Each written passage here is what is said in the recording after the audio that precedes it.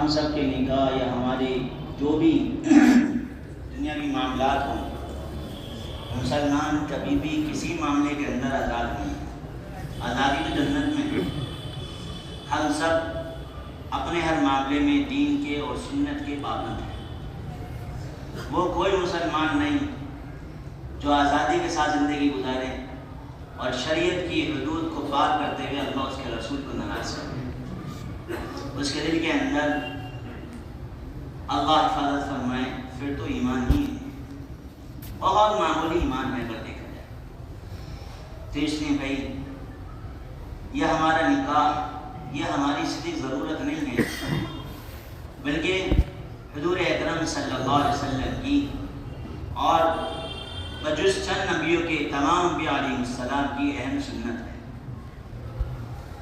بلکہ حضور اکرم صلی اللہ علیہ وسلم کے صحابہ اکرام اکثر جو نکاح کرتے تھے وہ دین ہی کی بنیاد پر کرتے تھے. ضرورت کی بنیاد پر نہیں، ضرورت تو ایک اپنی چیز ہے، نہ خواہش کی بنیاد پر، بلکہ دین کی بنیاد پر نکاح ہوتے تھے. ایک صحابی نے نکاح کیا بیوہ سے، تو صحابی نے دوسرے سے کہا بھائی تم نے باقرہ سے کیوں نہیں کیا، کنواری سے؟ تو کہا کیونکہ میرے بہن بھائی چھوٹے چھوٹے ہیں، ان کی دینی اور اسلامی تربیت کی ضرورت تھی، اس لیے میں نے کنواری سے نکاح نہیں کیا. ایک صحابی نے حضرت عمر رضی اللہ عنہ کی بیوہ سے نکاح کیا. اگلے دن امیر نے پوچھا بھائی تم نے بیوہ سے کیوں نکاح کیا؟ تو عرض کیا کہ میں نے اس لیے بیوہ سے نکاح کیا تاکہ مجھے معلوم ہو جائے کہ عمر رضی اللہ عنہ گھر میں رات میں کیا کیا عبادتیں کرتے تھے. آپ سوچے تو. اس لیے میرے بھائیوں ہم سب کے سب سنت کے اور دین کے پابند ہیں. ایک مسلمان جب نکاح کرتا ہے، افسوس یہ ہے ایک مسلمان کی شادی سے کتنے پڑوس بے چین ہو جاتے ہیں، کتنے ضعیف اور بیمار سو بھی نہیں پاتے ہیں، کتنی بچیاں جن کے پاس رخصتوں کے سامان نہیں وہ تکیے میں سر دے کر کے اپنے آنسو بہاتی ہیں. ہمارے مسلمان کے نکاح اذیت کے باعث نہیں بننا چاہیے، بلکہ نکاح تو رحمت کے باعث بننا چاہیے. لیکن افسوس ہے آج ہمارے معاشرے پر ایک نکاح ہوتا ہے پورا محلہ پریشان ہو جاتا ہے. ایک شادی ہوتی ہے ضعیف اور کمزور اور بوڑھے بیمار بیچارے سب پریشان ہو جاتے ہیں.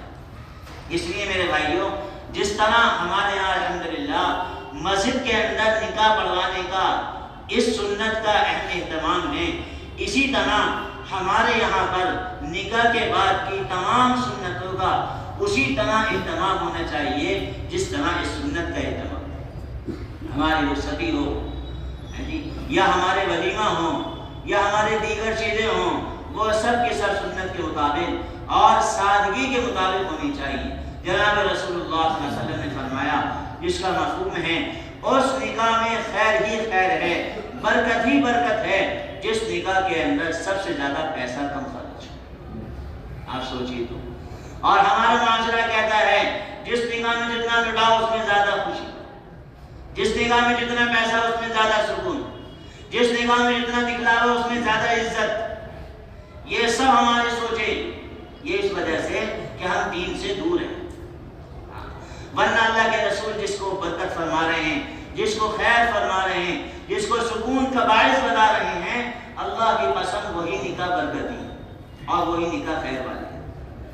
اس لیے آپ حضرات سے عرض کرنا ہے کہ بھئی نیتیں کرو کہ انشاءاللہ ہم سب نکاح کو بھی اور ساری زندگی کو انشاءاللہ سادگی پر اور سنت پر لانے کی کوشش کریں گے. انشاءاللہ سادگی کے اندر جو مزہ ہے اور حلاوت ہے، اللہ کی پسند وہ چیز بڑے بڑی چیزوں کے اندر، بڑے بڑے عہدوں اور پیسوں کے اندر بھی نہیں ہے، جو چیز سادگی اور سنت کے اندر. اس لیے بھائی آپ نیت کرو کہ انشاءاللہ ہم جو ہے 4 مہینے ضرور لگائیں گے. انشاءاللہ بھائی 4 مہینے اس لیے لگوا رہے ہیں کہ جماعتی بن جائے نہیں، بلکہ 4 مہینے لگا کے ان کو پتہ چلے گا نکاح کا دین کیا ہے.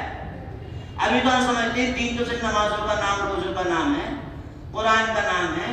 نہیں، جس زندگی سے ہم وابستہ ہو رہے ہیں، جس شعبے سے ہم وابستہ ہو رہے ہیں، اس شعبے کا دین ہمارے پاس ہونا چاہیے. جس مسلمان کی زندگی میں اس کے شعبے کا دین نہیں ہے. صحابہ کے زمانے میں تصور نہیں تھا. حضرت عمر تو دکان بند کرا دیا کرتے تھے ایسے صحابی کی جس صحابی نے اس تجارت کی لائن کا دین نہ سیکھا. آپ ذرا سوچئے تو صحابی بھی ہیں, اللہ کے رسول کی صحبت یافتہ بھی ہیں, لیکن حضرت عمر بند کرا دیا کرتے تھے اور فرماتے تھے پہلے جس شعبے سے تم جڑ رہے ہو اس شعبے کا دین سیکھ کر کے آؤ. نکاح ایک اہم شعبہ ہے زندگی کا اور سنت کا اور اسلام کا اور شریعت کا, اس لیے اس شعبے کا دین سکھلانے کے لیے ہم 4 مہینے لگوانا چاہتے ہیں. لگاؤ گے بھائی انشاءاللہ؟ تیار ہو انشاءاللہ؟ بس ابھی نکل جانا کل پرسوں, ٹھیک ہے بھائی انشاءاللہ.